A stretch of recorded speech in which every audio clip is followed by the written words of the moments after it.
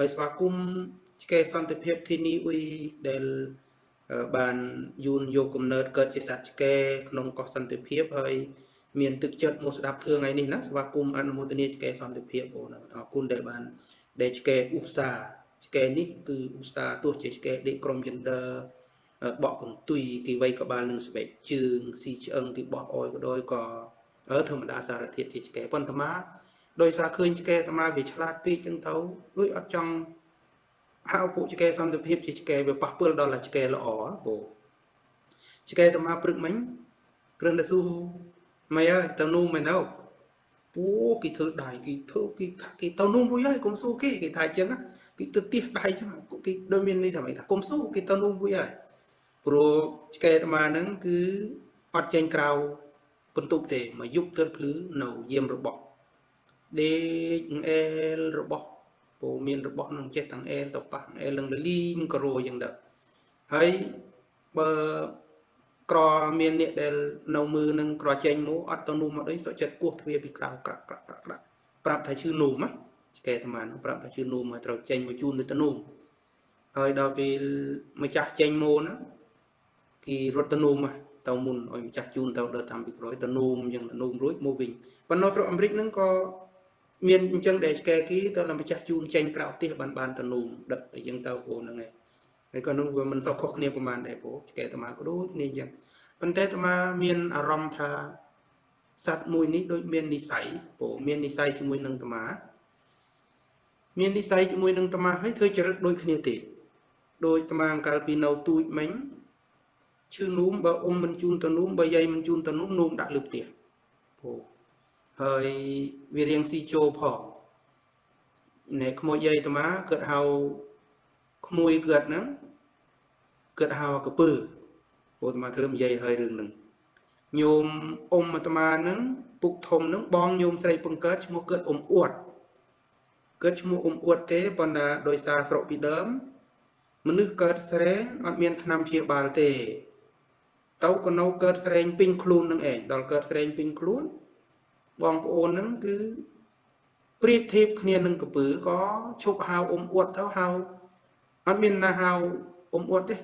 យាយក្មួយយាយក៏អត់ហៅអួតទេគាត់ហៅថាកពើហ្នឹងហើយគាត់ស្រែងពេញខ្លួនទៅក៏ស្រែងនោះវាស៊ីកញ្ចក់ដៃកញ្ចក់ជើងអស់ជានិនពីដើមយើងអត់មានថ្នាំព្យាបាលអីណាហើយយើងតอมជានិនពីដើមអ្នកកើតស្រែងអត់ហូបអង្កែបអត់ហូបសាច់មឿនសិតតែរបស់ឆ្ងាញ់អ៊ំគាត់ដែលបានហូបទៅដល់ពីយូរទៅគាត់ឃ្លានគាត់ខៀលតอมគាត់ហូបសាច់គាត់ហូបអង្កែបនិងហូបសាច់មឿនប៉ុន្តែបានដូចចិត្តមែនណាអង្កែបហើយនឹងសាច់មឿននេះវាត្រូវគ្នាជាមួយនឹងអារូបស្រីស្បែកគឺរូបស្រែងនេះទៅដាក់មកល្មើសដេញបានហ្មងអញ្ចឹងអ៊ំអួតអាត្មាហ្នឹងគាត់ស្រែងខ្លាំងពេញខ្លួនទៅគេឈប់ហៅអ៊ំអួតគេហៅអ៊ំកពើដល់អាត្មាកើតមកធំដឹងក្តីទៅអត់បានដឹងប្រវត្តិពីអ៊ំថាកើតឈ្មោះអ៊ំអួតណាឬខ្មោចយាយបងប្អូនហៅអាកពើអញ្ចឹងទៅក៏ហៅអ៊ំពើណាអ៊ំអត់ហ៊ានហៅអ៊ំកពើទេហៅអ៊ំពើហើយញោមស្រីអាត្មានេះគាត់ក៏អត់ហៅបងអួតក៏ហៅបងកពើណែតែអញ្ចឹងក៏ហៅបងកពើជាប់ទៅដល់សប្តាហ៍ហ្នឹងហើយឥឡូវអ៊ំពើគាត់ទៅធ្វើគណៈកម្មការវត្តព្រោះអ៊ំអាត្មាហ្នឹងទៅនៅធ្វើគណៈកម្មការវត្តហើយប្រវត្តិពូជពងបងប្អូនអាត្មានេះមកពូជទាំងអស់គឺសិតថាបណ្រើវត្តព្រោះទៅនៅតែវត្តទេទាំងអស់តែគ្នាសេជីដូនជីតាញាតសាឡាយនឹងគឺថាឆ្លាញ់តែវត្តទេព្រោះចូលចិត្តទៅបណ្រើប្រសំទៅបណ្រើវត្តចឹងទៅឥឡូវប្អូនញោមស្រីហ្នឹងទៅនៅបូមទឹកបណ្រើវត្តបណ្រើពួកជនភិក្ខុអត់ខ្ចីទៅមើលចង្ការមើលស្រូវមើលស្រែទេបណ្រើតែពួកជនភិក្ខុតែសពពួកមានសទ្ធានឹងសង្គមអញ្ចឹងណាពូជពងតាមាវាដូចកើតមកវាមានបេះដូងសង្គមស្រេចអញ្ចឹងតែម្ដងអញ្ចឹងត្រឡប់មកខាងឆ្កែតាមានឹងតាមាហ្នឹងដូចគ្នាបើម្ចាស់អត់ជូនទៅនោះអត់ខ្វល់ទៀសកញ្ជៀងដូចថាវាវៃកញ្ជៀងនឹងឯងពុំប៉ងទៅតែចេញមកជូនទៅនោះបានទៅបើអត់ទេប៉ុន្តែឆ្កែនឹងអត់មានណាដឹងបងប្អូនតាមាអត់ដឹងថាតាមាមានឆ្កែនៅណាណាហើយមានញោមម្នាក់ទៅពីអាមេរិកដឹងកន្លែងតាមាទុកសម្ភារៈតាមានៅកន្លែងណាគិតឃើញឡានតាមានៅណារបស់របរតាមាមានរបស់របរមានឡានមានការិយាល័យនៅទីក្រុងភ្នំពេញពោហើយឡូវឡាននេះចាស់អស់ហើយឡាននៅក្នុងភ្នំពេញចតចូល10ឆ្នាំដល់ឆ្នាំនេះ10ឆ្នាំហើយចាស់គួយអស់ហើយពោគួយឡានអស់ហើយឡាននៅភ្នំពេញពោ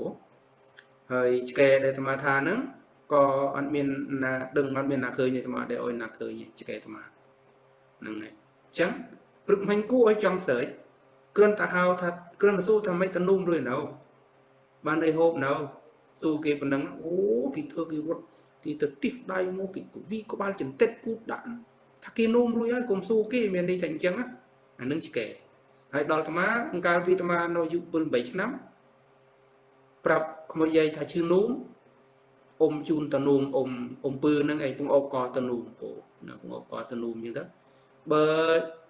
អ៊ំក្រក់ងាកយាយស្រែកពើយកកូនតនោមកូនឈឺនោមហើយអ៊ំហ្នឹងគាត់អត់មានកូនទេគាត់ដូចថាដៃប្រពន្ធគាត់ហ្នឹងអត់មានកូនអញ្ចឹងស្រឡាញ់តែកូននេះផ្សេងហៅនេះផ្សេងតែកូនអីចឹងទៅហ្នឹងដូចតែហ្នឹងកូនសំណប់មួយដែរអូអ៊ំពងអបកចុះតនោមបានទៅគាត់ថាអ៊ំមិនពងអបកតនោមទេនោមឆ្វាយលើផ្ទះទៅទឹកភួយយាយទៅទឹកអីនៅលឿននឹងឯងអូហ្នឹងដូចមនុស្សពីទូយាយចូលចិត្តណាយាយទំយើយាយពងអបកយាយលើកដាក់លើភ្លឺហូបបាយបើយាយមិនបញ្ចុកទេក៏មិនហូបអង្គុយអត់បាយនៅនឹងឯងខ្មោចយាយយកត្រីអាំងនឹងច្បាច់លឹងល្មូតដាក់ជាមួយបាយពុតមកដុំដាក់អំបិលលែមខ្លាចចៅកើតព្រូននៅនឹងហៅថាព្រូនអាមីរូក្នុងពោះវេនយើងហ្នឹងព្រោះខ្លាចចៅកើតអានឹងក៏ដាក់អំបិលលែមបញ្ចុកចៅអញ្ចឹងអនុស្សាវរីយ៍អាណិតស្រឡាញ់នឹកតែខ្មោចយាយម៉ែអូអីអត់ទេនឹកអត់ទេចាប់អារម្មណ៍អីទេបើថានឹកទៀសនឹកខ្មោចយាយហ្នឹងហើយអត់មាននឹកណាទេព្រោះអ្នកដែលផ្ដល់ភាពកក់ក្ដៅអ្នកដែលថ្នាក់ថ្នមថែហ្នឹងគឺខ្មោចយាយហើយដូច្នោះនឹកខ្មោចយាយជាងគេអញ្ចឹងបានអាត្មាមិនចង់ប្រៀបធៀបឆ្កែសន្តិភាពព្រោះមានឆ្កែខ្លះវាឆ្លាតយេរឿងហ្នឹងចង់បញ្ជាក់តែឆ្កែហ្នឹងអាត្មាមួយថ្ងៃមើលឆ្កែអាត្មា2 ដងនៅស្រុកខ្មែរក្រោកពីព្រឹកមុនអាត្មាទៅឆាន់កាហ្វេឆាន់អាហារព្រឹកគឺអាត្មាមើលឆ្កែសិនឆ្កែនៅស្រុកខ្មែរហើយល្ងាចមុនទៅដេកមើលឆ្កែសិនព្រឹកមិញនេះបានមុនផ្សាយនេះមើលឆ្កែរួចសិនអូឃើញវាគួរអីសប្បាយគួរអីរីករាយគេវត្តធ្វើឆ្លេឆ្លាគេក្រាបចុះក្រាបឡើងគ្រាន់តែសួរថាទៅនោះហើយនៅខឹងមុខកញ៉ៅហើយគេទៅទះដៃទះជើងទៅថាក់ចុះទៅថាក់ឡើងថាក់ចុះថាក់ឡើងយើងនៅស៊ូម៉េចនោះនៅចន្តិតគូដាក់ទេអូនាងនឹងឆ្លាតមែនអូឆ្កែនឹងឆ្លាតអស្ចារ្យអញ្ចឹងឆ្កែសន្តិភាពមិនឆ្លាតដល់ប៉ុណ្ណោះទេគេយកដីអស់ហើយនៅភ្នាក់ខ្លួនណាអូហើយចិនរិនពូញោមអូនដួងពូហ្នឹងហើយញោមញោមណាទៀតចេះមិញបានអូសមើលញោមញោមសុផាន់កេតពូចិនរិនពូហើយហ្នឹងហើយយើងអនុស្សាវរីយ៍យើងធ្វើការទាំងយប់ទៅធ្វើស្រះហ្នឹងពាក្យស្លូតនៅនឹងស្រះហ្នឹងអណ្ដូងដៃដីដាំក្នុងស្រះហ្នឹងឯងហើយស្រះហ្នឹងដើមកញូងដើមធ្នង់លិចក្បាលអស់ហើយព្រោះអាត្មាជីកនៅតំបន់ថៃទន្លេក្របែកណាព្រោះនៅអាតូអាត្មាជីកនៅចុងកាល់គូស្រីស្នំបន្តិចណាអញ្ចឹងបានឮមីចែស៊ីមីជូគេនិយាយថាអាត្មាមិនដឹងអីមិនស្គាល់មិនដឹងឯងនៃណាយហ្នឹងថាមានតាមនុស្សឈួតដើរថ្វាយគុំភ្នោខ្មោចទេដែលវាមិនដឹងអីវាមិនដឹងទិសតំបន់ហើយបន្តិចអ្នកជួយអាត្មានេះអ្នកធ្វើស្រះជីកអីឲ្យពុទ្ធបរិស័ទហ្នឹងអាត្មាធ្វើគោលការណ៍ដែលអាត្មាបានពេញជ្រាបឲ្យពុទ្ធបរិស័ទខ្មែររស់ឯករាជ្យមិនទៅនិយាយថ្ងៃនេះណាអាត្មានិយាយជាង10 ឆ្នាំមកហើយក៏ជីកម្ដងមួយដាំដើមឈើអុយ3 ដើមដាក់ពាក្យស្លោកអណ្ដូងដៃដីដាំជីកម្ដងអុយដៃខ្លួនឯងដាំស៊ីទៅគុំស្រមើស្រមៃព្រឹកឡើងកាន់ប្រាក់ 5,000 ទៅ 10,000 រៀលដើរចូលផ្សារទិញរបស់ដែលគេដាក់ជាតិគីមីយំស៊ីកើតរូបដេកពេទ្រគេយើងមានគំនិតវិញឆ្ងាយថាដើម្បីយើងខ្លាំងគឺយើងកុំពឹងលើគេយើងត្រូវចេះរៀនរស់ដោយឯករាជ្យដោយខ្លួនឯងព្រឹកមិញញោមញាតបើបានស្ដាប់អាស៊ីស្រីថ្មនិយាយរឿងនឹងដែរណាពូហ្នឹងហើយចិនរិនពូញោម Andrew Justin ញោម Nora Hiang ចិនរិនពូញោមវិឆ័យសេងចិនរិនពូញោមមាសកលៃពូហើយចិនរិនពូញោមសុកអ៊ុកមកពីខាងWashington State ពូចិនរិនពូញោមកងពុធាអាត្មាបើមើលឃើញញោមកងពុធាញោមដូចធ្លាប់មុនអាត្មាទៅឆាន់ព្រោះអាត្មាដូចធ្លាប់ស្គាល់ញោមធ្លាប់មុនទៅឆាន់នៅស្រុកខ្មែរកាលនោះបើអាត្មាបាក់រៀបញោមថាញោមនៅតាណាទេប៉ុន្តែអាត្មាដូចធ្លាប់បានទៅឆាន់ចង្ហាន់ញោមជាមួយលោកបងប៉ែនសុភេងជាមួយដេកគុណជីគាត់សើហើយបានប្រពន្ធហើយពុំដឹងមានកូនឬអត់ទេគាត់សើអាយុចាស់ដែរអាយុ56សើទៅរស់ស៊ីលក់ផ្លែឈើនៅផ្លូវផ្លូវជាសន្ធំផ្លូវកម្ពុជាក្រមនៅភ្នំពេញហើយធ្លាប់ទៅជាមួយលបងសុភាពចៅតកានៅវត្ត ពេលលវិញនៅកំពូលធ្លាប់ទៅឆាន់ជាមួយដុកទ័រសេមពីកចាតការនៅវត្តព្រានអស័យណាអាត្មាសង្ស័យអាត្មាមើលរូបថតណាព្រោះខ្ញុំដឹងតែញោមមានឬអត់ទេក៏ញោមចូលមកមើលច្រើនដងដែរព្រោះហ្នឹងហើយអាត្មាធ្លាប់ប៉ុន្តែជំនាន់នោះញោមកុំសូវបានស្គាល់អាត្មាកុំតែនិយាយជាមួយព្រោះអាត្មាមិនដែលមានឱកាសនិយាយព្រោះអាត្មាកូនលោកជំនាន់នឹងមិនដូចថាមិនទាន់មានឱកាសបានចេញវាចាមិនទាន់មានឱកាសបាននិយាយបានជជែកគ្រាន់តែជាកូនលោកមួយអង្គដើរតាមប្រសងល្បីចោតការនៅទឹកដីនេះអញ្ចឹងទៅបានញាតញោមមុនទៅឆាន់អីចឹងទៅក៏មុនប្រសងចោតការទៅយើងអ្នកនៅបីចោតការក៏បានទៅឆាន់គេដែរទៅហ្នឹងហើយប៉ុន្តែមិនដឹងតែមានឬអត់ទេប៉ុន្តែមកមើលរូបថតញោមថាញោមនឹងឯងពោដូចមិនខុសទេតាមមើលហើយបើមិនខុសទេញោមមានឱកាសញោម message មកអាត្មានិយាយនឹងត្រូវឬអត់ណាព្រោះអាត្មាធ្លាប់ស្គាល់ញោមពោហ្នឹងហើយស្គាល់ភូជនីឋានញោមទីនៅតាណាណាព្រោះហើយធ្លាប់ទៅជាមួយគេបើញោមភ័យភ្លេចអាត្មាបើញោមស្គាល់តែគុណសែមពេជ្រចៅតកាវត្តបរិញ្ញាស័យបើញោមស្គាល់តែគុណជីចៅតកាវត្តទីក្រុងនូដេលីញោមស្គាល់លបងប៉ែនសុភេងសង្ហើយសឹកបានប្រពន្ធនៅទីក្រុងមែលប៊នប្រទេសអូស្ត្រាលីហើយកាលនៅលោកអាត្មាមើលឃើញទៅអាត្មាថាលោកឯងបើចង់រៀនចង់សឹកទៅនៅប្រទេសគេរៀនអង់គ្លេសហើយបើបងឯងចង់សឹកទៅនៅប្រទេសគេរៀនអង់គ្លេសរៀននៅឡូវនៅលោកកណាបញ្រៀនអត់គិតលុយទេប៉ុន្តែបើបងឯងសឹកហើយមកពឹងឲ្យកណាបញ្រៀនកណាអត់បញ្រៀនទេនេះជាមួយលបងប៉ែនសុភេងសង្ហើយនៅមែលប៊នប្រទេសអូស្ត្រាលីហើយស្រាប់តែលបងប៉ែនសុភេងហ្នឹងលោកអ្នកប៊ូកដែលកាន់វិន័យច្រើនមិនកាន់លុយមិនពាក់ស្បែកជើងខុសຂະຫນាតខុសវិន័យទេគឺមានរបៀបរៀបរយណាស់ប៉ុន្តែមកមើលបេះដូងលោកធ្លុកអាត្មាថាមានទេលបងឯងទៅដល់ថ្ងៃលបងឯងសឹកទៅយកប្រពន្ធណាគុំកុហកកណាមើលច្បាស់ហើយលបងប៉ែនសុភេងហ្នឹងក៏ថាម៉ៅឯងនេះខ្មៅបេះដូងខ្មៅថ្លើមខ្មៅមើលកណាក្នុងផ្លូវអាក្រក់មើលអីថាមិនអាក្រក់ទេតែលបងឯងសឹកទៅយកប្រពន្ធទៅលើកនេះលបងឯងឃើញកណាខ្មៅហើយរត់គិចហើយមែនលោកសឹកមែនហើយមិនមែនសឹកមុងព្រឹកទេលបងពេងសឹកមុង12យប់ទេនឹងលបងប៉ែនសុភេងនៅមែលប៊នថ្ងៃនិយាយលឺទៅអាត្មាមានខ្លាចអីព្រោះនឹងរឿងពិតតាហើយដល់ពីសឹករួចមកជួបអាត្មានៅភ្នំពេញថាមកអើយជួយបង្រៀនអង់គ្លេសអូស្អែករៀនឯងកាលនៅលោកថាយបងឯងថាកណាថ្លើមខ្មៅឥឡូវមកពឹងឲ្យកណាបង្រៀនកណាថ្លើមខ្មៅបង្រៀនទៅអីញ៉ែអញ្ចឹងបានប្រវត្តិអាត្មាធ្លាប់ជួបរឿងដែលអាត្មាមើលឃើញរឿងច្បាស់មើលឃើញមុនថាទុកមុនហើយគេច្រើនតែអាត្មាថាអាត្មានឹងថ្លើមខ្មៅមើលគេខុសមើលគេក្នុងបំណងអាក្រក់មួយប៉ុណ្ណាអត់ទេអាត្មាច្បាស់របស់អាត្មាណារឿងអីក៏ដោយគឺអាត្មាមើលទុកមុនយេអញ្ចឹងឡូវកើតបានប្រពន្ធនៅមែលប៊នប៉ុន្តែមានកូនមានអីទេបងភេងបានប្រពន្ធក៏អាយុ70ហើយសង្ហៃតាមមើលពួកគាត់កាលគាត់បានប្រពន្ធគាត់អាយុ55ពួកគាត់នៅតែនៅក្មេងទេពួកហ្នឹងញោមផេលស្គាល់ណាបងភេងនឹងចន្លោះទេតែមកនិយាយរឿងមែនទេហើយបងភៀបចៅតកាដែរសង្ហៃធ្វើអាចារ្យនៅវត្តសំពង់មាសជិតនឹងរែងអូឡ িম্প ិក start អូឡ িম্প ិកអូហ្នឹងហើយជិតវត្តមហាមន្ត្រីទល់មុខគ្នាហ្នឹងហើយនៅនោះអេពោអាត្មាស្គាល់មនុស្សច្រើនណាស់គ្រាន់តែថាពេលអាត្មាចូលមកធ្វើការងារសង្គមនិយាយរឿងនយោបាយជ្រៅនេះគេខ្លាចគេរត់អស់ប៉ុន្តែអាត្មាស្គាល់លំដាប់កំពូលឡាពោតាំងពីត្រកូលពោអ្នកធ្វើការនៅធនាគារជាតិអីកំពូលនោះស្គាល់ទាំងหมดណាហើយសត្វតែជូនដើរលេងទេមិនមែនស្គាល់លេងជូនដើរលេងពោជូនដើរលេងចង់បានអីទិញនឹងអុយយើងទៅដើរបកប្រេភាសាឥណ្ឌាអុយទិញអីវ៉ាន់ពេញស្រុកឥណ្ឌាហ្នឹងអាត្មានឹមគេដើរលេងច្រើនណាស់ពោហ្នឹងហើយចម្រើនពោញោមដេវកាទ្រីណាញោមសៀនហើយញោមវត្តគង់ចម្រើនពោញោមសច្ចៈលោកីចម្រើនពោញោមរីគីសាន់ចម្រើនពោញោមតាំងសំអាតញោមទាវម៉ៃអូញោមចូលមកមើលច្រើនហើយតើនេះញោមសុកសំអាតពោញោមធានីស្រីធានីស័យពោហ្នឹងហើយអញ្ចឹងណែអរគុណញោមញាតិញោមប៉ុណ្ណេះយើងចូលដល់សាច់រឿងហ្នឹងតាមមើលនៅជជែកយូរពេកក៏មិនកើតហើយជួនកាលទៅរៀបរាប់ញោមដែលស្គាល់ទៅខ្លាចគេធ្វើបាបព្រោះមានញោមខ្លះស្គាល់នៅស្រុកខ្មែរញោមខ្លះក៏មិនក្រប្រហែលទេញោមខ្លះលំដាប់សេដ្ឋីដែរព្រោះប៉ុន្តែកាលណារៀបរាប់ប្រាប់ថាស្គាល់ញាតិញោមទៅខ្លាចគេធ្វើបាបញោមព្រោះហ្នឹងហើយញោមជាសានហើយញោមជុនសុវណ្ណី bài thực để tàu này hà chia tam Facebook nè tam mư nằm oi cái chi chừng rai nông sa na nó mình chừng rai thế bộ chừng rai tháp bộ mình đây ở đằng ấy á bố hơi click provert hơi click lum an này mía kia proput chia mà chả nè del cho room đọc rai panh hà sung kum mun ký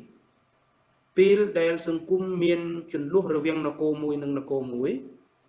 cứ proput cho room đọc rai proput bằng hành cần ru hơi nhôm nhôm mình tên đọc nãy cái phần tập hiệp thế chỉ tít nãy chẳng có lo mà giang đây bố nhôm chun sờ ní nè nhôm tàu mưa rương sẽ đạch tiền pí cứ sẽ đạch nâu nó cô là chịu ví nó cô về sẽ lấy hơi nâng sẽ đạch nâu nó cố thì chỉ cứ đèn mẹ cái thiện sẽ đạch tiền pí nó bật prum đèn order cho kia thế nó chẳng ai đây pet sập lô á mình chẳng ai đây trơn lô thế nó nhôm chẳng ai đây pet sập lô vẫn năng bố mưa pi sông o đây mà rồi họ sập lô pi đây chỉ cứ tập patana pet sập lô pi patana tàu về sẽ lấy pet sập lô mà rồi lô chẳng mà rồi họ sập lô sẽ đạch tiền pi nó nó cô đây chỉ cứ nó cô về sẽ lấy ót miên tụm nệ tụm nông là on kia thế bật nó cô chênh hơi miên chủng lục nông nó cố hơi sẽ đạch nông nó cô đây chỉ cứ nắng chỉ nên nắng sẽ đạch nấu nó cố về sẽ lấy đối xá sẽ đạch nông nó cô về sẽ lấy nắng cứ chia sẽ đạch đến miên cả đợt nôngประกอบ từ đối tôi sẽ biết lịch chỉ thứ chạy phải chung chạy bực sáng chạy rồi dùng từ sáng đâm bay đọc trái vừa ơi nó cô về sẽ lấy nắng miên cả đi chìm rờn đòn nó cô đây chỉ cứ ở đi chìm rờn thì hệ đấy nó cô pi nó chỉ nên kia khơi nhé chẳng nó pi nó hay put chôn on tra cung đọc trái bánh hai chân luôn nó cô tiếng pi nó rồi bạn đọc trái mình trâm te chỉ chúng luôn rồi viên nơi du bài nó cô mui ở trâu râu kia bạn nói thế put thêm tiếng chui đọc nấu chúng ngư à xong tàu để cơ tu phực mình được ngập đèn pin nó cô cho nên đèn pin nó cô về sẽ lấy hơi nó pin nâng én để put lu nó muốn tàu thì nó hơi bạc cá sen đen nấu rất là nặng sốt rất là nặng sốt nó cứ chia và rất đỏ chả để chui cùng chặt nấu chúng ngư à xong tàu nó không thì không về sẽ lấy hơi chắp đơm bạc cá rất là nặng sốt ẩm pi cá chắp đơm bạn này thiên là to bát thay cho ta cái ta sẽ để sắp para mới dỗ để sắp upapa mới dỗ rồi hốt đào chóc ban put lu sen đen rất là nặng số đều chỉ rất là nặng đỏ đông ở đóng rồi rất là nặng là mũi không lúc miền cứ miền tây put rất là nặng thường rất là nặng xong rất là nặng đây chỉ rất là nặng đỏ đông ở đóng lúc chọc đơm số âm pi yên ní để put tan để mà cái tan để phun miền để về yên để ăn để lấy kết thà cái tăng tê về mình nó sẽ bồi gì tăng anh nó xứng khẹp nè trên đơn phố hết đấy cho nó put lúc ban bằng hành cùng rú chia nè sa cam nâng dụ bài đọc sai bánh hà mà nâng tiêu đa hay nhóm nó không tức đấy để căn của put sa sana nhiệt nhôm khmer mà chun thấm tăng luôn chỉ niệm căn của Phật giáo na phân bằng phích tu niệm ti bộ lũ sóng miền tu niệm ti chia một lúc lũ sóng miền tu niệm ti prin bờ đau lũ sóng miền tu niệm ti sẽ đầy tha kê thủng rau ở đời lư miền kia của Phật giáo na miền lũ sóng bùm pul mạ cả đời sum pia kia vô sậy cây sọ vô con sạ vô liệt thế đồi xa dương khơi bộ lũ sóng là ngơ lư phích cứ đời sum pia cứ hơn nương ấy đều khơi nhà ta ma mỏ ong play hiền to va hiền thì dây đấy rương trầm trâu nó không cũng chặt tục thay chỉ rương là dụ bài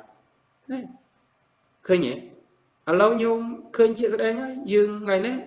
kể lần một pru tầm mũi xóa cùng thao ruột từ vinh thọ miền một thế thế chẳng nhiệt nhôm dương pakan rúp bom nâng thật đen dương pra rúp bom nâng thật đen đôi tầm ban chỉ rần po chung nhá bởi dương mình thơ luôn chỉ một nước lắng kỳ mình nghe là hốt xong bay tới kể có pru mình lên đấy hết đây nó đầm bay của mỗi kể pru mình lên tầm bong đã có ba mà đòn đâu có việc chụp pru hay kể này chỉ để ở cái giỏi po nè chẳng vil môi trường môi nâng thiên là bọt chia sẻ pro lúc bươn này cả chế nâng cả spa cung đồ hiện nhóm ai thà nâng ai mà rồi nè hỏi bộ dân châu thiên là bọt chia sẻ ní dây ông tí ta nôn na chia một nút chung nứt cho môi nâng trò xím hai bom plan phậtประโยชน์ mẹ mua hết để mà lựa thiên là bọt đi lớn đôi xa khơi put bọt sắt nhiệt nhôm chun rùm chết khmer mà chúng nét thông để chứ lư cả nạp bạc bị chuồn cầm phụ chia ban bần tô to tam khnia thá xong riêng si nâng cả nạp bạc bị chăng nơi này một nít cứ chia niệm xã hạ cá sung của lung chỉ mùi thấy ôi tàu vay vô thực đầy khmer rồi hốt đòn ban bằng kết tôi chỉ bịa thá sim riêng si nè kỳ cho thà xong riêng si nít cứ chịu nước đen មានទំនាក់ទំនងជិតស្និទ្ធបំផុតជាមួយនឹងរដ្ឋាភិបាលថៃជាមួយនឹងអ្នកនយោបាយថៃជាមួយនឹងស្ដេចថៃហើយសហការអោយថៃទៅវៃយកទឹកដីខ្មែរប៉ុន្តែដើម្បីស្រាយនៅចម្ងល់អស់នេះមិនចាំបាក់ធ្វើអត្ថាធិប្បាយស្រាយចំណោទចោតប្រកាន់ពីពួកគណៈបព្វជិជនទេទាញយករូបភាពពិតឲ្យញាតិញោមបានឃើញជាក់ស្ដែងគឺញោមឃើញលោកថាក់ស៊ីននិងលោកហ៊ុនសែននេះបានធ្វើនយោបាយគ្នាតាំងពីធ្វើនយោបាយរស់ស៊ីជាមួយគ្នាតាំងពីវ័យក្មេងរហូតដល់ចាស់ឥឡូវអាត្មាសូមដករូបនឹងកុំអុយវារត់ដើម្បីអាត្មាងាយស្រួលក្នុងការបង្ហាញញោមបន្តិចម្ដងបើដាក់រូបនឹងអុយរត់វាពិបាកនឹងមើលព្រោះញោមបានមើលឃើញស្រួលហ្នឹងអញ្ចឹងនេះគឺជាអីយ៉ានៅតែរត់ទេជោអាត្មាដកចេញអាត្មារូបវិធីដកចេញណាអាត្មាដករូបនោះចេញដើម្បីអាត្មាដាក់ម្ដងមួយឥឡូវអាត្មាទាញដាក់ម្ដងមួយដើម្បីកុំអុយរត់ព្រោះវាមិនពិបាកទេបច្ចេកទេសយើងទំនើបស្រួលផ្សាយ Facebook ឥឡូវផ្សាយទូរទស្សន៍ប៉ុន្តែវាមិនល្អមើលពេលយើងរៀបទុកមុនវាល្អឃើញញោមមើលរូបនេះ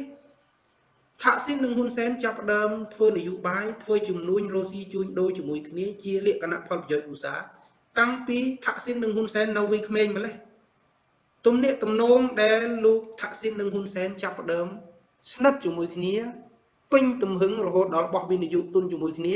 រស់ស៊ីបើកក្រុមហ៊ុន communication មួយមុនគេគឺក្រុមហ៊ុន011ក្រុមហ៊ុន011គឺជាជំនួញខាងវិស័យទូរគមនាគមន៍រវាងលោកថាក់ស៊ីននិងហ៊ុនសែនទៅបើកជំនួញរស់ស៊ីមុនគេគឺទូរស័ព្ទ011អ្នកណាដែលមិនឆ្លងកាត់រឿងអស់ហ្នឹងនោះជាជំនួញទី1របស់លោកហ៊ុនសែននិងថាក់ស៊ីនក្នុងសតវត្សឆ្នាំ2000ឃើញទេអញ្ចឹងថាក់ស៊ីននិងហ៊ុនសែនរស់ស៊ីផលប្រយោជន៍រួមគ្នាមួយជាមួយគ្នាហើយពួកគាត់បានធ្វើកិច្ចសហការមិនមែនត្រឹមតែជាលក្ខណៈជំនួញក្នុងលក្ខណៈបុគ្គលទេរហូតដល់យកផលប្រយោជន៍ជាតិទាំងមូលយកទៅធ្វើជាជំនួញនៅក្នុងនយោបាយរបស់ហ៊ុនសែននិងថាក់ស៊ីនបន្ទាប់មកទេលោកថាក់ស៊ីននិងហ៊ុនសែនបានពង្រីកទំនាក់ទំនងជំនួញផលប្រយោជន៍គ្រួសារនេះរហូតបានដល់ទៅទំនាក់ទំនងគ្រួសារទាំងមូលទំនាក់ទំនងគ្រួសារទាំងមូលតែម្ដងចម្រើនពូអញ្ចឹងគ្រាន់តែអាត្មាប្រៀបធៀបឲ្យញាតិញោមមើលថាក់ស៊ីននិងហ៊ុនសែនរស់ស៊ីជាមួយគ្នាតាំងពីវ័យក្មេងរហូតដល់ថាក់ស៊ីននិងហ៊ុនសែនជួបគ្នាក្នុងដំណាក់កាលចុងក្រោយមុននឹងក្លាយទៅជាកលសង្គ្រាមបែបទំនើបផលប្រយោជន៍ចាស់រៀងខ្លួនតើរូបភាពច្បាស់ប៉ុណ្ណឹងហើយទំនាក់ទំនងរវាងផលប្រយោជន៍ថាក់ស៊ីននិងហ៊ុនសែនច្បាស់ប៉ុណ្ណឹងហើយមិនបានយើងមិនប្រើភូខូក្បាលមិនប្រើទេសនៈគំនិតគិតឲ្យស៊ីជំរឿនៅអង្គុយចតជួនរងគ្រោះដូចជាលោកសំរងស៊ីនិងអ្នកប្រជាធិបតេយ្យជាជួនរងគ្រោះទេតើនេះជារូបភាពមួយដែលអាត្មាចង់បង្ហាញជូនញាតិញោមជនរួមជាតិថាជាអ្នកបម្រើផលប្រយោជន៍ថៃ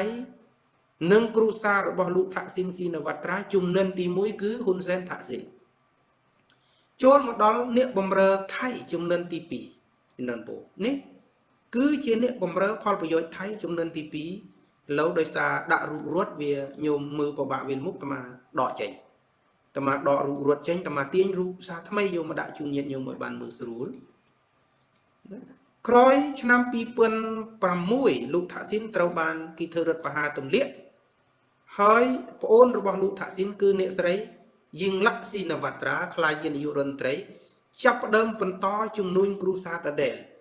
នេះគឺជាជំនិនទី2គឺហ៊ុនសែននិងយីងឡាក់ក្នុងត្រកូលតែមួយគឺហ៊ុនសែនដែលកាន់អំណាច2ជំនិនហើយហ៊ុនសែនអនុថាក់ស៊ីន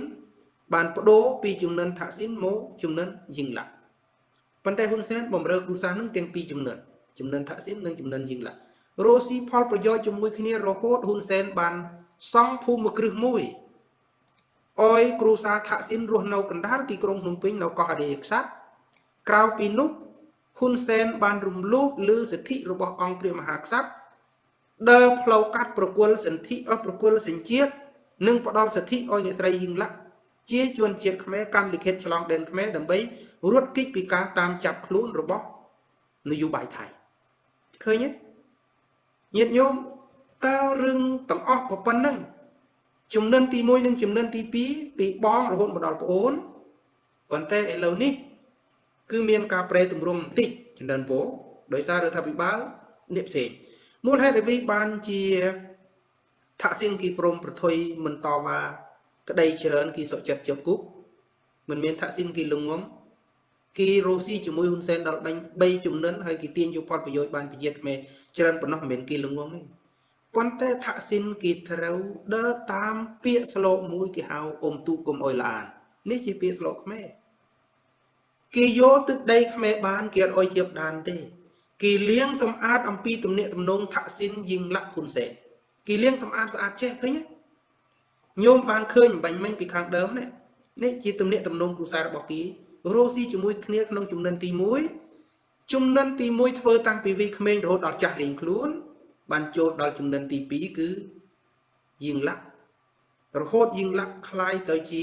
សេញជាតិខ្មែរបានលិខិតឆ្លងដែនខ្មែរប្រើប្រាស់លិខិតឆ្លងដែនខ្មែរដើម្បីរួចផុតពីបញ្ហាទូកនយោបាយនិងផលប្រយោជន៍គ្រួសាររបស់ហ៊ុនសែននិងយីងឡាក់សូមចម្រើនពោលបញ្ជាក់ថាក្នុងជំនិនទី2នេះជំនិនទី2ហ៊ុនសែនយីងឡាក់នេះមិនមែនផ្ដល់សេញជាតិអយដោយគ្មានការរំពឹងទុកឬក៏ហៅពាក្យម្យ៉ាងទៀតថាហត់ទឹកសន្លឹងការអត់មែនទេមូលហេតុដែលហ៊ុនសែនព្រមប្រគល់សេញជាតិនិងធ្វើភូមិគ្រឹះមួយឲ្យគ្រួសារយីងឡាក់នៅក្នុងទីក្រុងភ្នំពេញនៅក្នុងកោះអរិយក្សត្រនៅឯកោះអរិយក្សត្រប៉ុន្តែឥឡូវវាខ្លាយទៅជាក្រុងអរិយក្សត្រទល់មុខគ្នាជាមួយមុខវាំងមើលទៅឃើញគោមូលហេតុធំដែលគេធ្វើភូមិគ្រឹះអយដែលគេព្រមប្រគល់សេញជាតិអយដោយមិនឆ្លងកាត់អង្គព្រះមហាក្សត្រតាមនីតិវិធីគឺដើរផ្លូវកាត់ហ៊ុនសែនហៅឲ្យចុះហត្ថលេខាឲ្យបណ្ដោយបានសេញជាតិគឺដោយសារយីងឡាក់នេះជាអ្នកបន្តវេនការពារផលប្រយោជន៍មុខរបរជំនួញដែលហ៊ុនសែននិងថាក់ស៊ីនបានរស់ស៊ីជាមួយគ្នានៅពេលដែលយីងឡាក់អស់ឱកាសបានខ្លាយជានាយករដ្ឋមន្ត្រីយីងឡាក់រត់ចេញពីស្រុកថៃហ៊ុនសែនរៀបចំបណ្ដាញថ្មីជាមួយនឹងអ្នកនយោបាយរបស់ថៃទៀតបានឈានមកដល់ទំនាក់ទំនងជំនិនទី3នេះទំនាក់ទំនងជំនិនទី3នេះគឺជំនិនហ៊ុនម៉ាណែតហើយនិងផេថុងថានដល់ដំណាក់កាលចុងក្រោយម៉ាណែតផេថុងថាននេះมันអាចគ្រប់គ្រងជំនួញផ្ទៃក្នុងគ្រួសារបានសុំទោសទើបមានវិវាទរហូតដល់ទន្លាយសន្លេងក្រោយពីទន្លាយសន្លេងនោះហើយទើបមានបញ្ហាកើតសង្គ្រាមចម្បាំងរៀងជុលនៅព្រំដែនឃើញទេអញ្ចឹងថាតើសង្គ្រាមចម្បាំងរៀងជុលរវាងខ្មែរហើយនិងថៃនេះជាការសហការរបស់លោកសំរងស៊ីឬក៏តាំងពីឪពុករហូតដល់ប្អូនស្រីតាំងពីបងប្រុសរហូតដល់ប្អូនស្រីរហូតដល់កូនស្រីរហូតដល់ក្មួយទេឃើញទេឥឡូវយើងពិនិត្យមើលច្បាស់លើខ្លួនយើងមិនចាំបាក់ធ្វើអត្ថាធិប្បាយអីទេតាំងពីនៅក្មេងរហូតដល់ចាស់រៀងខ្លួនបន្ទាប់មកទៀតតាំងពីនាយករដ្ឋមន្ត្រីសាមញ្ញធម្មតារហូតคล้ายទៅជាអ្នកបានសេញជាតិខ្មែរកាន់នៅក្នុងដៃហើយបន្ទាប់មកទៀតផ្ទេរអំណាចទៅដល់កូននិងកូនជាមួយគ្នាជំនិនទី3បើទំនាក់ទំនងបំរើផលប្រយោជន៍ថៃប៉ុណ្្នឹងទៅហើយពលរដ្ឋខ្មែរមួយនគរទាំងនៅឯនាយសមុទ្រទាំងនៅឯក្នុងស្រុកហ្នឹងនៅជឿថាសង្គ្រាមរវាងថៃហើយនិងហ៊ុនសែនជាការញុះញង់របស់លោកសំរងស៊ីជាការបញ្ជារបស់លោកសំរងស៊ីឬជាទំនាក់ទំនងរបស់អ្នកនយោបាយប្រជាធិបតេយ្យមានលោកសំរងស៊ីជាដើមតើញាតិញោមអាចយកអានឹងធ្វើជាអំណះអំណាងនៃការជាប់ប្រកាន់បានទេមិនអាចយករឿងត្រឹមក្តីសម្បើស្រមៃព្រឹត្តិការណ៍ដែលរៀបចំដោយគ្រូសាហ៊ុនសែនជាប់ប្រកាន់គេទេរឿងពិតដែលញាតិញោមត្រូវថ្លឹងថ្លែងឲ្យស៊ីជម្រៅដោយយកចិត្តទុកដាក់នេះជំនួយរបស់គេជំនិនទី1តាំងពីជំនិនទី1ញោមសាកធ្វើជាគិតមកទ្រុសមើលគេចាប់ផ្ដើមរស់ស៊ីជាមួយគ្នាតាំងពីឆ្នាំ2000ស្និទ្ធបោះទុនវិនិយោគរួមគ្នារហូតដល់ឆ្នាំ2025ជិតដាច់ស្អែកទៅប៉ុន្មានឆ្នាំថេរវេលានៃការពង្រឹងផលប្រយោជន៍ឲ្យថៃញោមមានចាំទេថានៅឆ្នាំ2001ពេលប្រជាពលរដ្ឋខ្មែរខឹងសម្បាតាមព្រឹត្តិការណ៍ដែលហ៊ុនសែនចង់ពង្រឹងផលប្រយោជន៍ឲ្យមានជំរឿជ្រុះគឺធ្វើផ្សារបណ្ដែតទឹកនៅតំបន់បណ្ដែតទឹកមួយដែលមានសមុទ្ររួមគ្នាគឺមានម៉ាឡេខ្មែរហើយថៃបែកការរឿងអស់នឹងបានគេទន្លាក់ថាក់ស៊ីននៅឆ្នាំ2006ប៉ុន្តែមុននឹងបានកើតការទន្លាក់ថាក់ស៊ីននៅឆ្នាំ2006ហ្នឹងណាញាតិញោមជនរួមជាតិរឿងសំខាន់មែនទែននៅពីហ្នឹងគឺហ៊ុនសែនរៀបព្រឹត្តិការណ៍កំទេចផ្ទៃក្នុងខ្លួនឯងចូលសិនគឺបញ្ឆេះកំហឹងឲ្យប្រជាពលរដ្ឋខឹងនឹងនាងផ្កាយព្រឹករហូតដល់ស្ថានទូតថៃហ៊ុនសែនទូរស័ព្ទទៅថាក់ស៊ីនភ្លាម ព្រមធ្វើស្ថានទូតអុយថៃដោយឥតលក្ខខណ្ឌតម្លៃបណ្ណាធ្វើអុយគីដែរលួងចិត្តទីនោះដើម្បីបានឱកាសទៅបោះទុនវិនិយោគរុស្ស៊ីរួមគ្នាធ្វើផ្សារបណ្ដេតទឹកមួយនៅប៉ុន្លោះប្រទេសទាំង3ម៉ាឡេស៊ីថៃហើយនិងកម្ពុជានៅកណ្ដាលសមុទ្រប៉ុន្តែជំនាន់នោះខ្មោចស្ដេចថៃភូមិភូលអឌុលយ៉ាដេតគេបានដឹងរឿងអង្គនោះទៅទើបរៀបចំរដ្ឋបហាទន្លាក់លោកថាក់ស៊ីនចេញពីអំណាចដើម្បីកុំឲ្យបាត់បង់ផលប្រយោជន៍របស់ថៃស្ដេចគេនៅមានអំណាចគេគិតគូរគេផលប្រយោជន៍របស់គេហើយលោកថាក់ស៊ីនបានដឹងថាកំហុសរបស់គេអាចនឹងប្រឆាំងជាមួយនឹងផលប្រយោជន៍ស្ដេចថៃថាក់ស៊ីនព្រមដកខ្លួនចេញហើយថាក់ស៊ីនចូលត្រឡប់ទៅស្រុកវិញនេះត្រឡប់មកពីអារ៉ាប៊ីសាអូឌីតចូលស្រុកមកវិញនេះគឺមានបំណងអាចកំបាំងមួយព្រមដាក់ខ្លួនបណ្រើរាជវង្សបំរើរាជវាំងហើយធ្វើជារៀបអាពាហ៍ពិពាហ៍ក្លែងក្លាយជាមួយនឹងបងរបស់ស្ដេចថៃបច្ចុប្បន្ននេះជំរឿគេសិតតែទៀមទាផលប្រយោជន៍ទាំងអស់សិតតែក្នុងគុណដងផលប្រយោជន៍ទាំងអស់ប៉ុន្តែអ្វីដែលពួកក្រុមគូស្រាលក្បាលថោកមាយាទធូថ្លៃដឹកដៃបងប្អូនកូនប្រពន្ធទៅថ្វាយគុំភ្នោខ្មោចពេញដុកពេញព្រីមាយាទថោកអញ្ចឹងណាមើលអត់ឃើញថានេះជាសាវតាពិតទេនៅតែជាប់ប្រកាន់ថាពួកប្រជាធិបតេយ្យសហការមួយតាក់ស៊ីនបន្ទាប់មកទៀតបានគីរ៉ូស៊ីទំនាក់ទំនងជំរឿនឹងជ្រៅមិនមែនត្រឹមតែវិស័យទូរគមនាគមន៍ទេគេចាប់ផ្ដើមដល់វិស័យ3ធំវិស័យអចលនទ្រព្យវិស័យនាំចេញនាំចូលជំនួញវិស័យទេសចរទាំង3នេះគឺក្រុមបពុហ៊ុនសែនអ្នកបដូរផ្ដាប់ទាំងអស់ហើយបានសហការចែកផលប្រយោជន៍គ្នាជាមួយនឹងគ្រួសារទាបាញ់គឺចាប់ផ្ដើមនាំចូលប្រេងអ៊ីនធឺណិតបានចាប់ផ្ដើមមានជំនួញធំរីកដុះដូចផ្សិតគឺអារេងកុនរ៉ាសាំង PTT និង Amazon នេះផលប្រយោជន៍របស់ពួកគេញាតិញោមគេរស់ស៊ីជាមួយគ្នាតាំងពីវីក្មេងរហូតដល់ចាស់ដូចញោមឃើញនេះហើយគេបន្តរស់ស៊ីរហូតមកដល់ប្អូនគេជានាយករដ្ឋមន្ត្រីហើយខ្លាយទៅជាសញ្ជាតិខ្មែរគេរស់ស៊ីរួមគ្នាពីជំនាន់បន្ទាប់មកទៀតបានគេចាប់ផ្ដើមបន្តវីនឲ្យកូនរស់ស៊ីជាមួយគ្នាទំនាក់ទំនងបន្ថែមទៀតប៉ុន្តែញាតិញោមខ្មែរយើងគិតនៅចេញនឹងល្បិចកលដែលហ៊ុនសែនខំប្រឹងលៀងខ្លួនចោទប្រកាន់ថាពួកសំរងស៊ីពួកគណៈបកប្រឆាំងនេះសហការជាមួយថៃដើម្បីវៃរំលោភបំពានយកទឹកដីខ្មែរគេភ្លេចគឺថាអ្នកណាដែលបណ្រើថៃតាំងពីដើមដៃម្ដងថ្ងៃនេះ25ឆ្នាំគេបណ្រើយ៉ាងពេញលេញបំផុតរក្សាផលប្រយោជន៍រហូតខ្លាយជាសញ្ជាតិមានភូមិគ្រឹះនៅក្នុងស្រុកខ្មែរទេតើអ្នកណាដែលផ្ដល់ឱកាសឲ្យថៃរំលោភបំពាននិងប្រើប្រាស់ទឹកដីខ្មែរដើម្បីផលប្រយោជន៍គេខ្លាំងជាងគ្រួសារហ៊ុនសែននៅណាមាននរណាទេគ្មានទេសំរងស៊ីគ្មានទេអ្នកប្រជាធិបតេយ្យគ្មានទេឈ្មោះគណៈបកប្រឆាំងឥឡូវដើម្បីធានាថាការចោទប្រកាន់និងការជឿជាក់លើគ្រូសាហ៊ុនសែនចូលទៅសំរងស៊ីបានសហការជាមួយនឹងថៃសូមទាញទាក់លហីក3យ៉ាងទាក់លហីកទី1រូបភាពទំនាក់ទំនងលោកសំរងស៊ីជាមួយនឹងរដ្ឋាភិបាលថៃនិងជាមួយអ្នកនយោបាយថៃយកនឹងមកបង្ហាញទី2ការរស់ស៊ីជួញដូរបែបលក្ខណៈជំនួញរវាងសំរងស៊ីនិងអិសរាជជននយោបាយរបស់ថៃយកនឹងមកបង្ហាញមកបើមានទី3សម្ព័ន្ធភាពរវាងលោកសំរងស៊ីជាមួយនឹងអ្នកនយោបាយថៃបើរោអំណះអំណាងហៅថាទាក់លហីកទាំង3នឹងបានអាត្មាជឿថាសំរងស៊ីសហការជាមួយនឹងថៃដើម្បីច្បាំងយកដីខ្មែរប៉ុន្តែបើរោ3នឹងមិនបានបែរជាមកបានរូបភាព3ជំនិនឪហើយនឹងប្អូនជំនិនកូនហើយនឹងកូនវាបានរូបភាព3ហ្នឹងបើរូបភាព3ហ្នឹងបង្ហាញច្បាស់ល្មមឈប់អោយគេលៀងគ្រូក្បាលយើងថាអ្នកប្រជាធិបតេយ្យនិងលោកសំរងស៊ីជាអ្នកសហការបំផ្លាញផលប្រយោជន៍ខ្មែរទេប៉ុន្តែផ្ទុយទៅវិញលោកសំរងស៊ីក៏បានអំពាវនាវតាំងពីដើមដៃថាសូមកុំអោយដោះស្រាយបញ្ហាទំនើបព្រំដែនដែលមិនមានភាគីអាជ្ញាកណ្ដាលមានអំណាចអាចជួយផ្ដល់យុត្តិធម៌ឲ្យខ្មែរសូមអោយរដ្ឋាភិបាលរបស់ហ៊ុនសែននិងហ៊ុនម៉ាណែតប្រើប្រាស់ច្បាប់អន្តរជាតិនិងកិច្ចព្រមព្រៀងរួមទាំងសន្ធិសញ្ញានិងអនុសញ្ញាមានកិច្ចព្រមព្រៀងទីក្រុងប៉ារីសហើយមានកិច្ចព្រមព្រៀងរឿងព្រំដែនរវាងបារាំងស៊ីមដែលបានធ្វើហើយមានតុលាការអន្តរជាតិ ICJ មានតុលាការអក្រិតកម្ម ICC លោកសំរងស៊ីបានជំរុញឲ្យធ្វើតាមយន្តការអន្តរជាតិដើម្បីរក្សាជីវិត វិរៈកងទ័ពដើម្បីរក្សាផលប្រយោជន៍សេដ្ឋកិច្ចដើម្បីរក្សានិងធានាថាបូរណភាពទឹកដីខ្មែរមិនត្រូវបានភាគីថៃរំលោភបំពាននេះជាដំណើរនិងប្រសាសន៍របស់លោកសំរងស៊ីដែលគាត់បានធ្វើតាំងពីដើមដៃប៉ុន្តែស៊ូថាគ្រូសាររបស់លោកហ៊ុនសែនដែលមានជំនួយជាមួយគ្នាតាំងពីវ័យក្មេងរហូតដល់ចាស់រីកខ្លួននោះគាត់ព្រមធ្វើទេហើយហ៊ុនម៉ាណែតដែលជានាយករដ្ឋមន្ត្រីអង្គដាក់នឹងគាត់ព្រមធ្វើតាមអនុសាសន៍របស់គណៈបកប្រឆាំងទេហើយមានសំណួរមកពីក្រមឆ្កែសន្តិភាពដេកក្រមចិនដឺគេវ័យក្បាលស្បែកជើងស៊ីឆ្អឹងក្រមចិនដឺតដែលធ្លាប់បានលើកឡើងថាតើពួកគណៈបកប្រឆាំងអង្គុយនិយាយក្រៅប្រទេសនឹងបានប្រយោជន៍អីតើពួកគណៈបកប្រឆាំងដោយអាត្មាដោយអីនេះបានបំរើជាតិហើយឬនៅបានធ្វើអីជួយជាតិហើយនៅ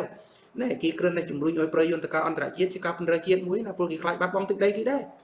គ្រាន់តែគេព្យាយាមបង្ហាញការពិតកុំឲ្យហ៊ុនសែនលៀងក្បាលមនុស្សខ្មែរហ្នឹងក៏ជាចំណែកមួយនៃការបំរើជាតិមួយសម្បើមណាហើយពេលគេជួយស្រែកឲ្យដណ្លឹងប្រាក់ខែឲ្យកម្មការនីមន្ត្រីរាជការឲ្យបានប្រាក់ខែរស់សមរម្យណាជាចំណែកនៃការជួយធំសម្បើមណាគ្រាន់តែគេមិនបានយកមុខប្រើប្រាស់មនុស្សទៅអួតប្រាប់តាគេធ្វើនេះធ្វើនោះតែប៉ុណ្ណឹងតាជំនិនពោប៉ុន្តែសូមញាតិញោមជនរួមជាតិដែលធ្លាប់បានគិតថាសំរងស៊ីសហការជាមួយថៃមើលរូបភាពទាំងអស់នេះទៅបើមិនមើលរូបភាពទាំងអស់នឹងទេណានៅតែជាឆ្កែសន្តិភាពជំនិនពោអញ្ចឹងស្វាគមន៍ញោមសៀវងិចឆ្កែសន្តិភាពញោមមានសទ្ធាមកស្ដាប់ធ្វើសារជាថ្មីម្ដងទៀតណាសូមឲ្យញោមកើតជាតិណារួចផុតពីសត្វដេរិឆានមានឆ្កែជាដើមដោយអំណាចនៃការស្ដាប់ការទេសនារបស់អាត្មាថ្ងៃនេះសូមឲ្យញោមคล้ายទៅជាមនុស្សសត្វមនុស្សសូមនឹងដែលដឹងហេតុគុំនៅคล้ายទៅជាសត្វឆ្កែក្រម gender សន្តិភាពតដែលគេគោះស្បែកជើងលើក្បាលដីហុយលើក្បាលណាពោហ្នឹងឯងអញ្ចឹងចំពោះអាត្មាមិនចាំបាក់សឹកព្រោះបំណងអាត្មាចង់ប៊ូអាត្មាប៊ូហើយបើសិនជាអាត្មាចង់ធ្វើការអាត្មាធ្វើដោយសម័យអាត្មាធ្វើសំណងនៅវត្តនេះនៅក្រោយខ្នងអាត្មាធ្វើរឿងថ្ងៃមិនបាច់ចាំសឹកទេធ្វើសំណងអាត្មាធ្វើរឿងថ្ងៃតាហើយអាគារវត្តភ្នំសេរីសួរអ្នកណាក៏គេដឹងដែរថាអាត្មាធ្វើនឹងដៃខ្លួនឯងអាត្មាធ្វើដោយដៃខ្លួនឯងសហការជាមួយនឹងគណៈកម្មការគ្រាន់តែសម្បត្តិធ្វើសំណងមានចាំបាក់សឹកក្រែងកុដសាលាព្រះវិហាររបងបច្ចេកដីផ្សេងសមិទ្ធផលនៅក្នុងវត្តនេះជាស្នាដៃប្រសង់ណាតើឆ្កែមានភ្នែកមានវិចារណញ្ញាណពិចារណាទេតើប្រសង់ដែលកសាងពហិប្រសង់ដែលកសាងកុដប្រសង់ដែលកសាងសាលារៀនឲ្យអ្នកស្រុកដែលនៅជាប់ក្នុងវត្តនៅក្នុងវត្តដូចជាប្រសង់នៅវត្តរាជបូជាដើមលោកបានធ្វើនឹងចាំបាច់សឹកគ្រាន់តែសម្បត្តិធ្វើសំណងមានតែឆ្កែសន្តិភាពទេដែលលៀបថ្នាំឈួតឲ្យគុំឲ្យឈួតនឹងសន្តិភាពចឹងអរគុណញោមស៊ីវងិចឆ្កែសន្តិភាពដែលញោមមានសទ្ធាមកស្ដាប់ធ្វើសាថ្មីណាសូមអនុមោទនាឆ្កែបានស្ដាប់ធ្វើកើតជាតិណាក៏មកខ្លាយទៅជាឆ្កែម្ដងទៀតពោអញ្ចឹងបើញាតិញោមមានមតិយោបល់អីដែលប្លែកលើសពីឆ្កែសន្តិភាពជាឆ្កែមិនដឹងហេតុញោមញាតិអាចជួយបញ្ចេញមតិយោបល់បាននេះជាចំនួនទី3ហើយចំនួនណេតណានេះហ่าចំនួនណេតគោបើនេះមើលមិនសូវឃើញតែមកចង់រកវិធីដាក់អីឲ្យអសប៉ុន្តែវាមិនសំខាន់ទេព្រោះព្រឹងថាចង់ឲ្យញាតិញោមឃើញថាចំនួនទី3នេះគឺជាចំនួនដែលគេកែប្រែកម្ពុជាបំរើផលប្រយោជន៍របស់គេមិនមែនរឿងយើងគិតដូចយើងគិតទេគឺគេគ្រូសាគេនឹងច្បាស់ណាស់គេបំរើ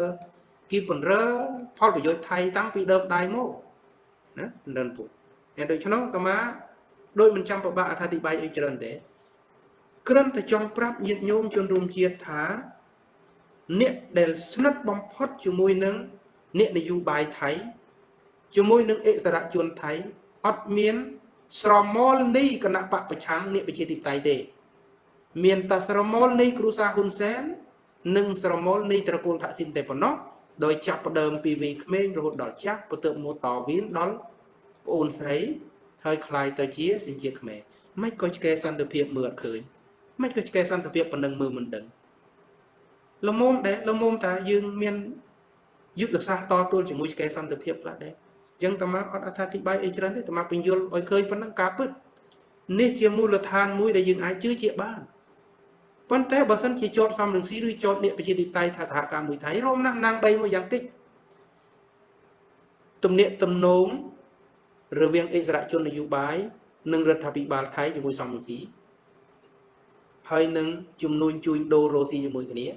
ហើយនឹងសម្ព័ន្ធភាពបើមានរបស់ទាំង3ហ្នឹងយកមកបង្ហាញតាមមកយើងទទួលស្គាល់ថាសំរងស៊ីខុសយើងទទួលស្គាល់ថាសំរងស៊ីបណ្រើផលប្រយោជន៍ថៃ ប៉ុន្តែតាំងពីដើមអាត្មាឮថាគុំអុយចេញល្បិចកលថៃលោកសំរងស៊ីគាត់ជំរុញឲ្យទៅប្តឹងអន្តរជាតិដើម្បីគុំអុយប្រជាពលរដ្ឋខ្មែរនៅតាមបណ្ដោយព្រំដែនពិបាកធ្វើជាអ្នកភិសិករត់នឹងសង្គ្រាមគុំអុយប្រជាពលរដ្ឋនៅតាមព្រំដែនរត់នឹងសង្គ្រាមគុំអុយប្រជាពលរដ្ឋខ្មែរបាត់បង់ឱកាសសាងសេដ្ឋកិច្ចព្រោះសេដ្ឋកិច្ចខ្មែរយើងកំពុងតែអន់ស្រាប់ដូច្នេះកាលណាគេបិទព្រំដែនយើងរត់នឹងសង្គ្រាមយើងសេដ្ឋកិច្ចយើងអន់ថែមមួយយន្តទៀតហើយបើពលរដ្ឋយើងខ្វះខាតពលរដ្ឋយើងអន់សេដ្ឋកិច្ចធ្វើសង្គ្រាមជាមួយគេទោះធ្វើរាប់រយនៃឆ្នាំក៏យើងធ្វើមិនជាអ្នកគេដែរសម័យគិតមើលពេលកើតសង្គ្រាមរយៈពេល21ថ្ងៃនេះ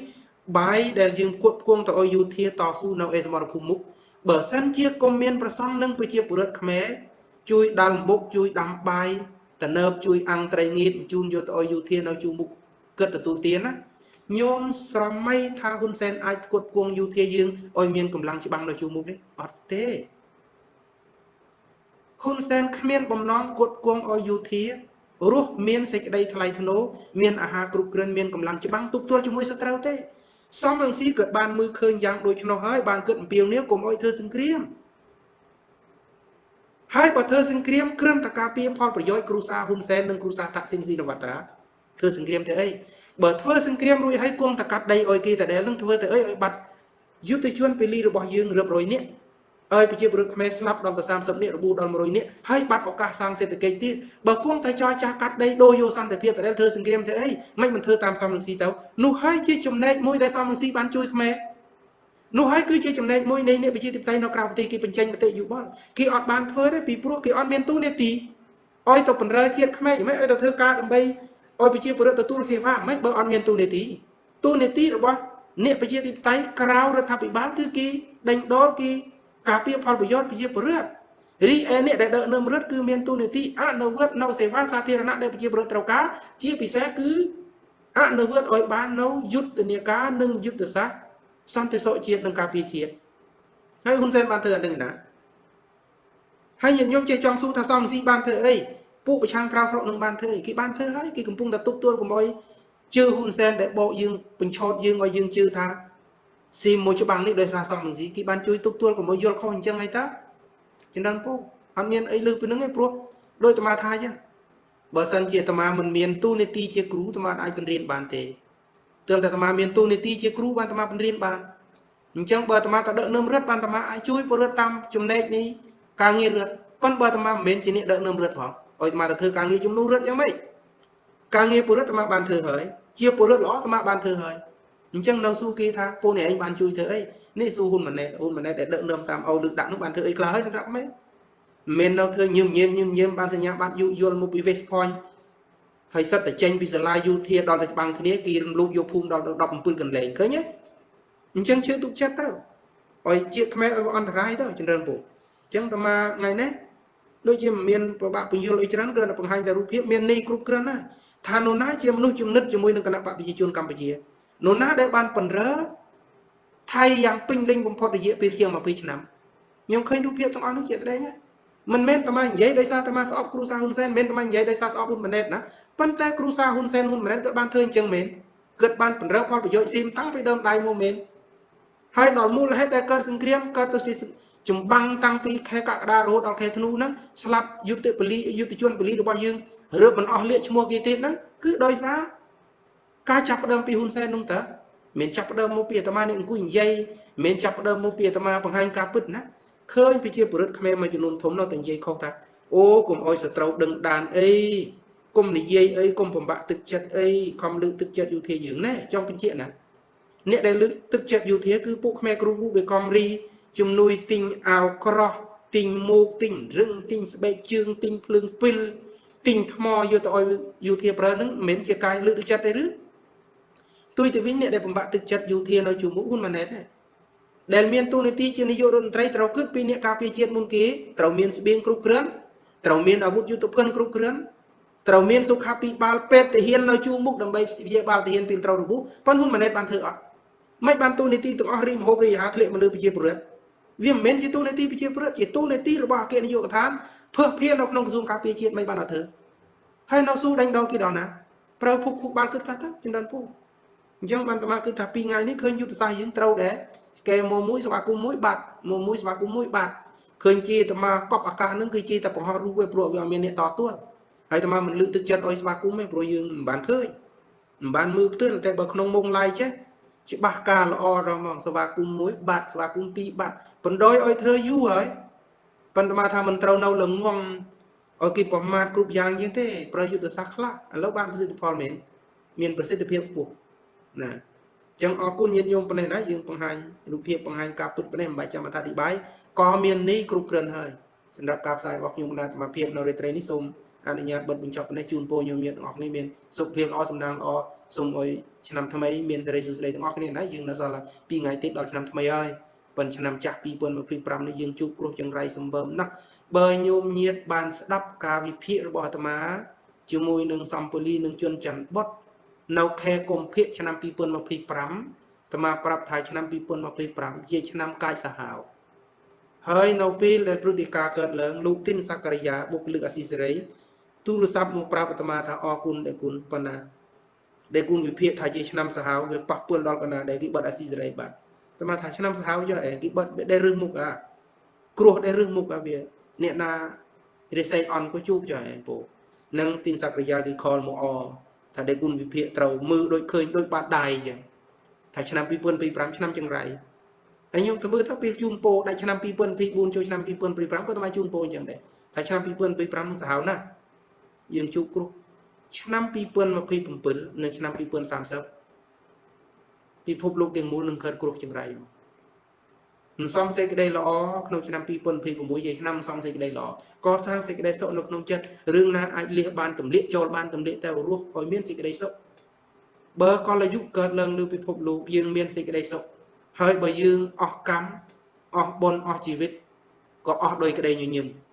នៅពូអញ្ចឹងបញ្ចប់ការផ្សាយនេះប៉ុណ្ណេះជូនពរញាតិញោមទាំងអស់គ្នាណា